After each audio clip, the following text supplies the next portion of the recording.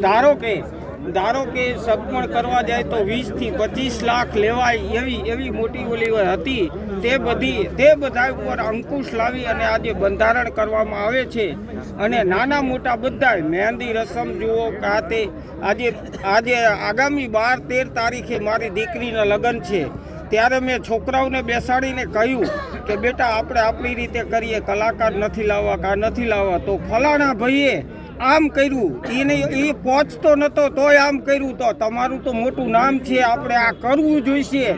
આવા મુદ્દાને લઈ અને જગાવે છે એ બધું અહીંથી બંધ થાય એવી મારી આશા છે. અને ઘણા બધા કુરિવાજો એવા છે કે જે બંધ કરવાથી સમાજને મોટો ફાયદો થાય એવું છે. અને જે હાઈ ફાઈ લોકો છે, શિક્ષિત લોકો છે, ધારો કે મારે 2 છોકરા છે તો તેનું નસુર પણ વગર પૈસે થઈ ગયું.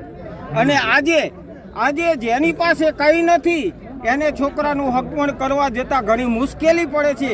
અરે કદાચ બધું પોતાનું વેચવું પડે છે. જે ન થાય એના માટે આજે મારો માલધારી સમાજ, મારો કોઠાસૂજી સમાજ, મારો અભણ છતાં હોશિયાર સમાજ આજે આ પગલું લઈને આવ્યો છે. તો એને આપણે બધા આવકારીએ અને બને તેટલો સહકાર આપીએ. અરે કુલ